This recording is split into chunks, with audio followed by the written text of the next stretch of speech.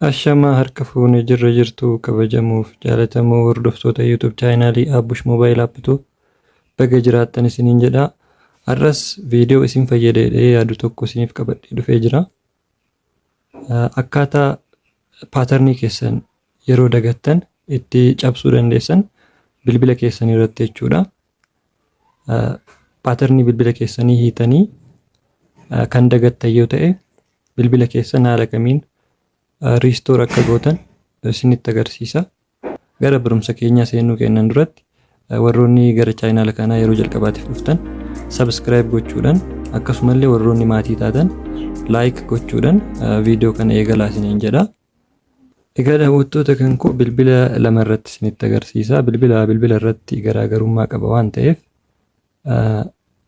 fakkeenyaaf bilbila kanaa fi inni kun tokko miti.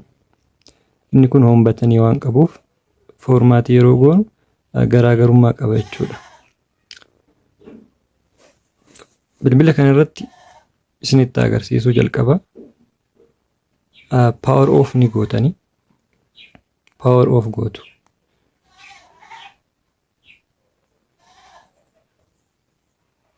Power off eega gootan booda power off eega ta'e booda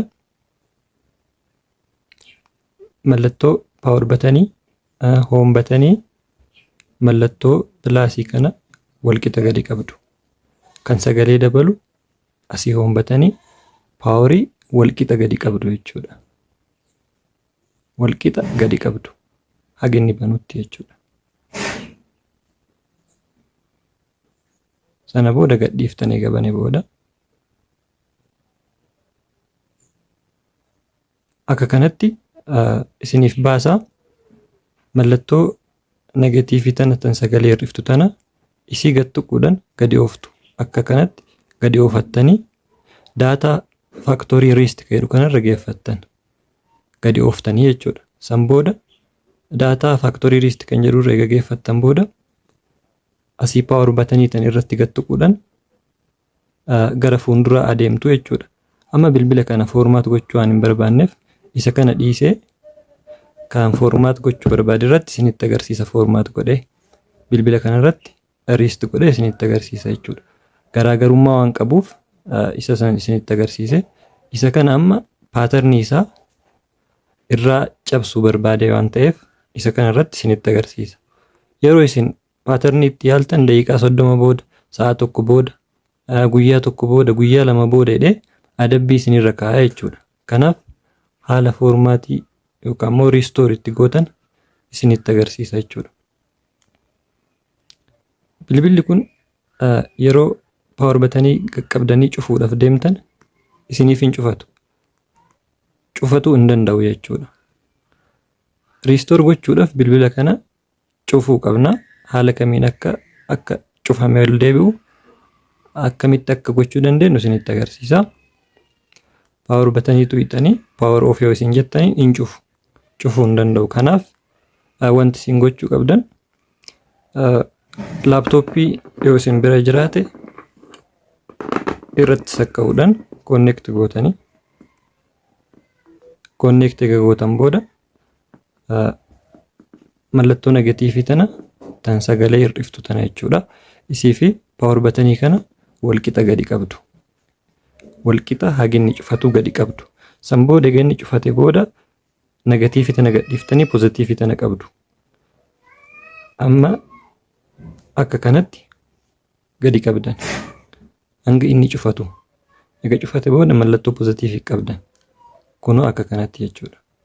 Sana booda hanga rest jedhee isiniif baasu gadi hin dhiiftan. Kunoo nuuf baasee jira jechuudha. Kanaaf akkanatti gadi ooftanii mallattoo negatiivitiin jechuudha. Akkan irra gadi ooftanii daataa faaktorii riist iddoo jedhu kanarra eega geeffattan booda mallattoo paawar batanii kana gad tuquudhaan gara fuulduraa adeemtu jechuudha. Cancel jedha jalqabarra kan jiru faaktorii daataa riist ka jedhu irratti gadi buufattan mallattoo negatiivii kana tuqxanii jechuudha. Irratti gaddeeffattanii San booda power buttonii kanaan okay irratti godhattu jechuudha. Okay irratti godhattu. Ammas kan jalqaba irra jiru kana irratti jechuudha. Robot system now isa jedhu kana irratti power buttonii gattuquudhaan okay irratti godhattu. Bilbilichi cufamee daqiiqaa muraasa booda ol banamaa jechuudha. Hanga banamuun eeyna.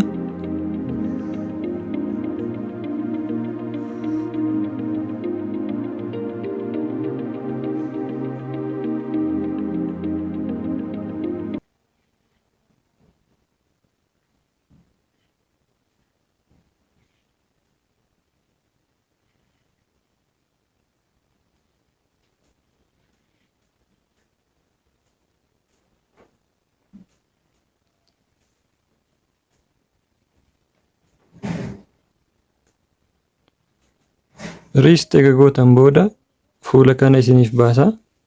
Jalqaba irratti laanguweejii filachuu barbaaddan laanguweejii asitti isiniif baasaa. Laanguweejiin hunduu ni jira as keessaa. Kan barbaaddan irra kaawwattanii Arabiffaa irra yoo nuti Ingiliffuma fayyadamnu waan ta'eef Ingiliffa irratti dhiisee Ingiliffuma irratti dhiisee okay godhaa jechuudha. Bilbilli kun Samsung waan ta'eef malee bilbila kaawwan irratti laanguweejii Amaariffas Oromiffas ni jira. Ingiliffuma irratti dhiisee san booda start jedhu kana irratti tuqattanii jechuudha.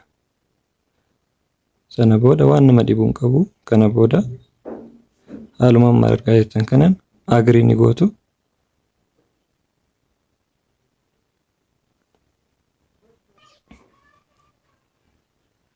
Skip ni gootanii. Ammas skip jedhaatuma gara fuuldura adeemtanii asirrattis next ni gootu.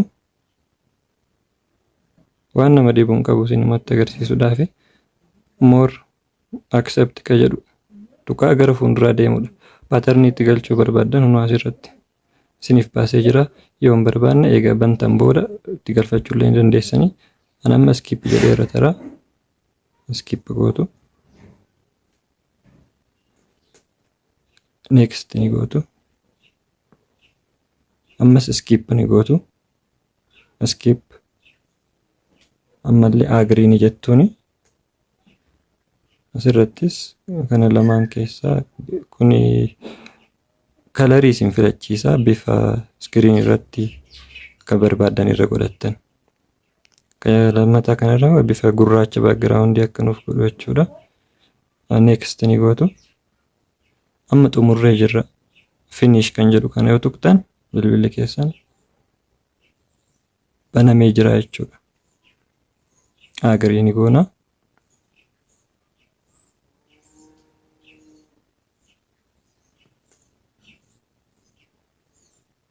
Xumurree jirra jechuudha. Amma patterniin irraa cabee jira. Bilbilli akka yeroo haarawaa jalqaba jiru san irratti deebi'ee jira jechuudha. Homuu irratti nafanii akka gizee haarawaa bittanii sanitti deebi'aa jechuudha.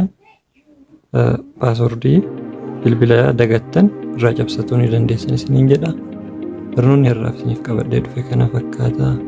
Hanga barnoota itti aanu walitti deebinutti nagaan turaa. Turtii gaarii isiniin jedha.